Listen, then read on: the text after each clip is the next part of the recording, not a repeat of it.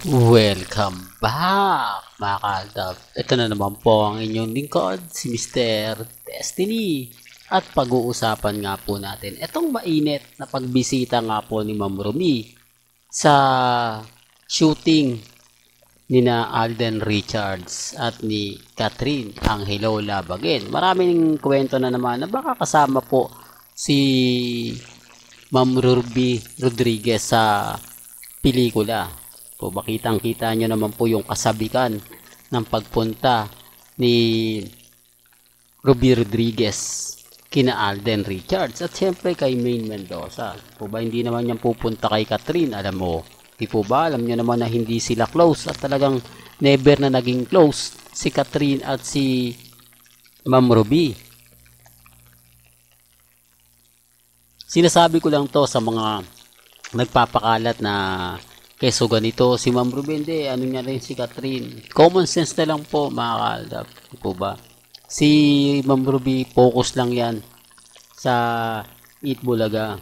Ng mga kasikatan ng ng Katnil, isa po yan sa mga naapektuhan ang Eat Bulaga. Kaya nga po, may mga bagay-bagay na karamihan ng mga sikat ng artista sa ABS-CBN, hindi nga po gaanong masabi nating kilala ni Ma'am Ruby. Although sikat yun, ibig kong sabihin hindi niya masyado pinapansin. Kaya nga po paano niyo masasabing close sila kung hindi nga po nila nakikita lagi ang isa't isa.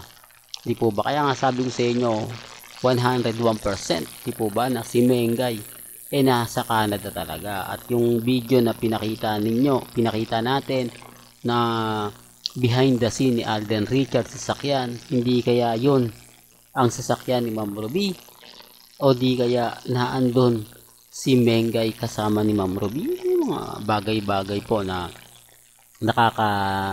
di po ba, dismaya para po sa kanila, nakakalungkot para po sa kanila, pero yun po yung totoo.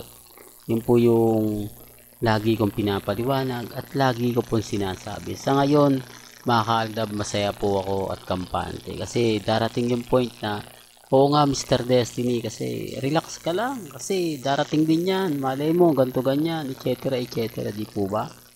Kaya nga po kung hindi ako basta-basta nagpapa-apekto, hindi ako basta-basta na sasabi ng hindi kasi kasi hindi po ba, puro kasi.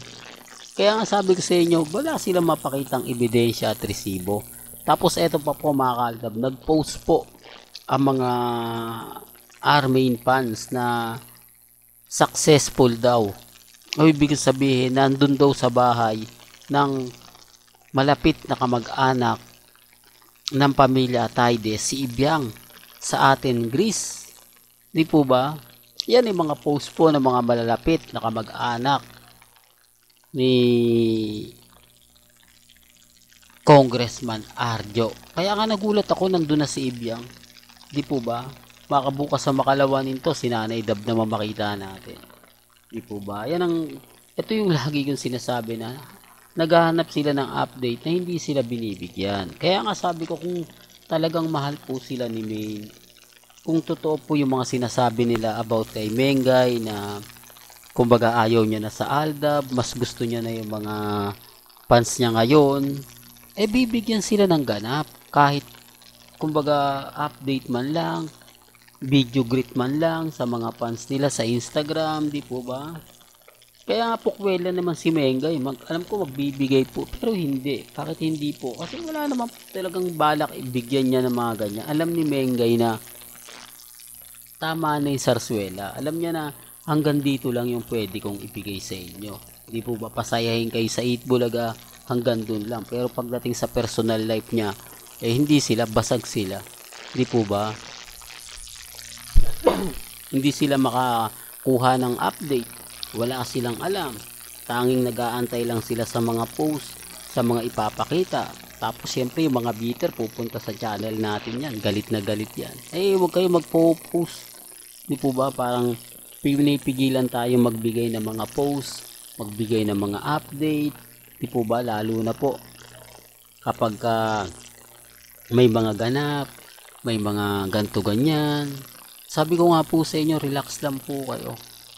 Kasi ako, kumbaga, kampante lang naman ako eh. Ako, masaya po ako sa mga nababasa natin. Masaya po ako sa mga nakikita at napapanood natin. Ang problema lang po sa mga galit na galit sa channel ni Mr. Destiny, sa inis na inis sa channel ni Mr. Destiny, ayaw nilang nakakakita at nakakapanood po sila ng mga update natin na buhay po ang Aldab Nation.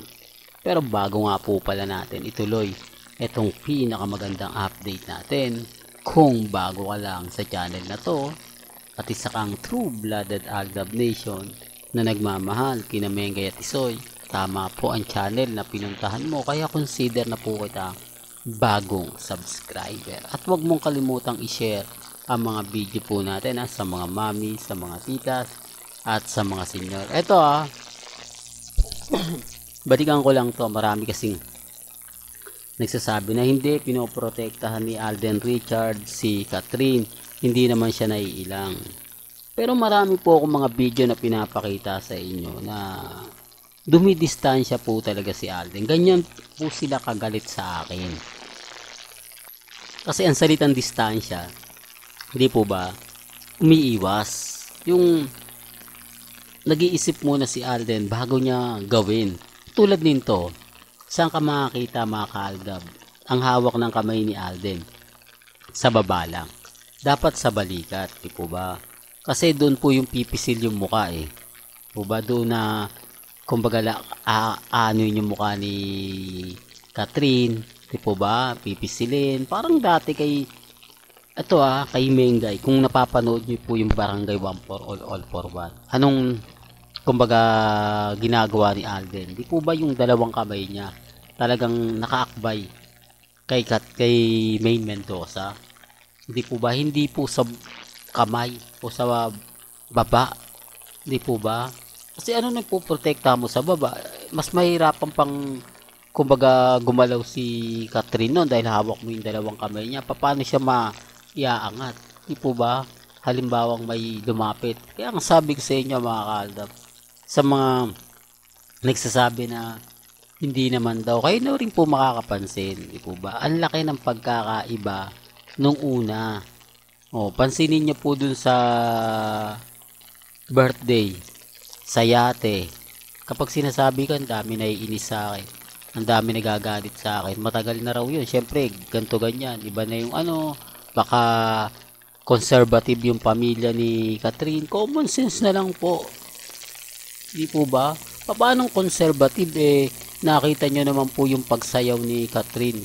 Kung makikita po ng nanay niya, sa tingin mo papayag yun. At hindi po gagawin ni Catherine yun kung conservative yung pamilya niya. Kasi alam niya sa mata ng mga kalalakihan, yun talaga mapang-akit. Di po ba? Na talagang makatigdig, balahibo. Pero bakit niya ginawa? Kasi sinasabi, yun nga lang po pagsusuot Nang una mapapansin na yan, wag naman ganyan. Konti na lang, luwa na yung mo, etc. etc. Di po ba?